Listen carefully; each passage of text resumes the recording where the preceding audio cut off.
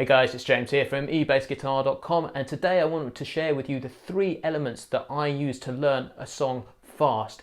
Please check this out to the end of the video. I think you're going to really find this one useful.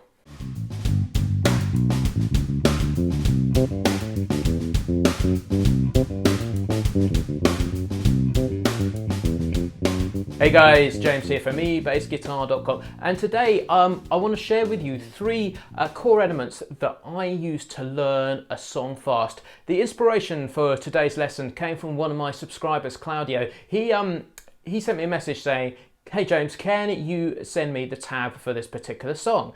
And I had a quick listen to it and thought, well, rather than sending you the tab, I'm going to show you exactly how to go about learning this song. The problem that I find with tab, it is a great way to learn something kind of quickly, but what you do is you kind of learn things in a really linear way. How I learn a song is quite different, is I tend to look at it from an overview perspective and then zoom in. And the song that Claudio asked me to look at was this great old 50s song called 16 Tons by the Platters. And when I checked it out, I managed to just distill it into 3 core elements. And these are the 3 core elements that I use to learn every single song. And when you distill it down into this, rather than looking at a lot of notes or tab, which may be very overwhelming to look at, say 3 minutes worth of that stuff, I can think of it in I can think of it in 3 different ways, and then actually learn the song and possibly then go out and perform it from that point onwards. So I'm going to share with you what those 3 core elements are. The first core element is I look for the feel of the song. Okay, so what is the style of it? Okay, is it jazz? Is it rock? Is it funk? Is it thrash metal? What is it? And in this particular case of the Platters song, it is a sort of country feel, but it's got a 2-beat feel to it. So you find 2-beat feels a lot in jazz and a lot in country music. So it has this 2 in a bar idea. So we're going like that. And so these 2-beat feels tend to, by and large, always be roots and fifths. And so that is a sound that I am so used to. So I kind of go 2-beat feel, roots and fifths, that's kind of it. Tick the box. I know what the feel is for this tune. I've got a good idea what it's going to be all the way through. The second one is I listen for the key that it's in. So I will then go sit around. I will then sit down, work out what key we should be playing it. And in this particular song is in the key of G minor. So I will sit there with the bass, I will go up and down the neck like this. Finding the whole key of a song is a whole lesson in itself, but I'm just trying to show you the overview. And so in this case, I listen to it, I go, it's G, okay? So we're in the key of G minor, and I do know the theory behind how minor keys work. And so once I know we're in G minor, I then have 6 or 7 chords straight off the bat that I know that will fit with that key. So that's the second part, is to say we'll work out what key we're in. So the first part is to listen to the feel. The second part is to listen to the key. And then the third element I look for is the structure of the song. So what is it working in? 4-bar sections, 8 bars, 16s, 32? What is it? And obviously this varies massively from song to song, but when I listen to it, there is a set feel, which I'm going to take you through and show you exactly what it is in this Platters tune. There is essentially, by and large, an 8-bar vamp. Okay, so repeated section is a vamp that goes round and round. And so what I'm going to do with you is share exactly what that is. So let me grab the pen out here. So we are going to show you that is. So it's an 8-bar fill. So I'm just going to draw out 8 bars here. Okay, like that.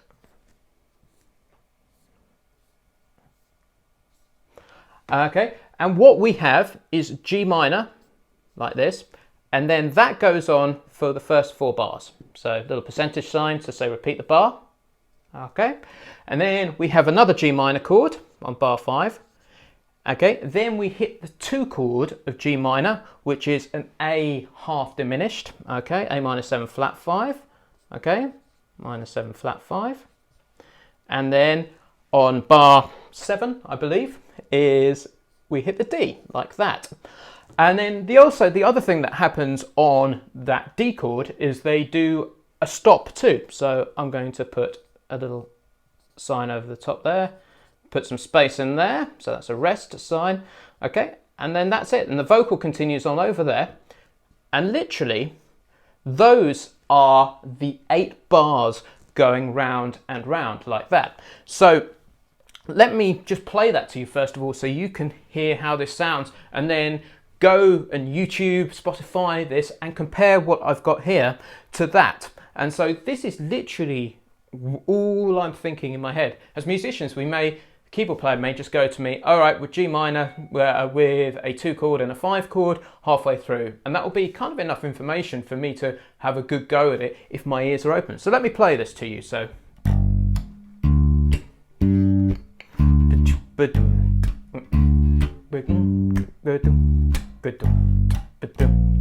Then we hit this A minor 7, D, bam, bam, ba, ba, da, ba, da, bam, and then we go around again like this.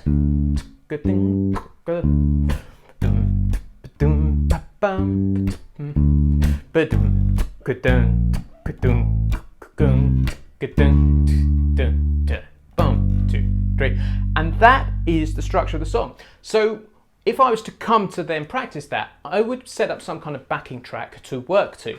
And I've got a bit of software here. It's called Band in a Box. I grew up using this piece of software. There's probably much more sophisticated bits of software out there, but what it enables you to do is plumb the chords into it straight away, literally type them, and it creates a style to them. Some of them are kind of quite computer generated styles, which maybe don't sound the best, but some of them sound okay.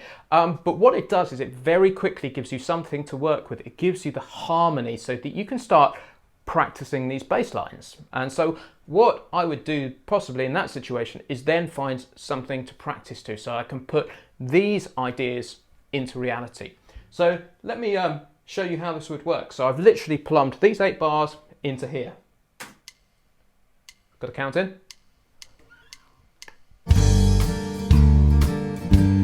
Good. Here we go. Good. And then it's a stop. We play stop. I haven't programmed that in.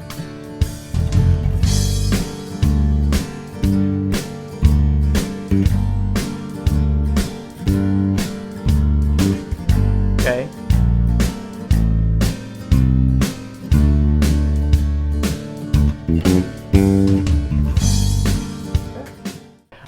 And so that's how that particular bass line is. I'll do another lesson in due course showing you exactly how to take apart a 2 feel, but there's a couple of other things that I clocked there instantly from listening to this, that here we are using roots and fifths, so we're going up the scale.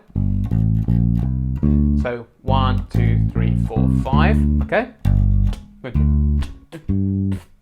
Okay, and in reality it doesn't matter which order you do your roots and fifths in, as long as you're hitting the key chord on the beat. You can go upper fifth or you can go upper lower fifth.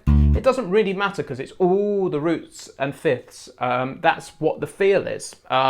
So this is where it differs from looking at the tab and working out exactly what the bass player was playing on the record. I can look at this and see a concept behind it which will work great on a gig and work really quickly.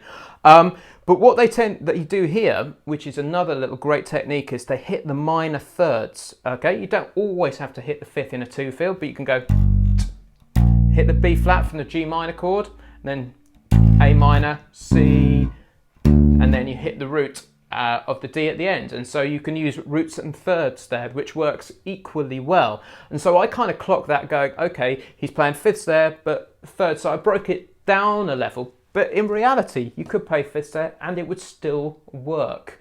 So these are my 3 core elements.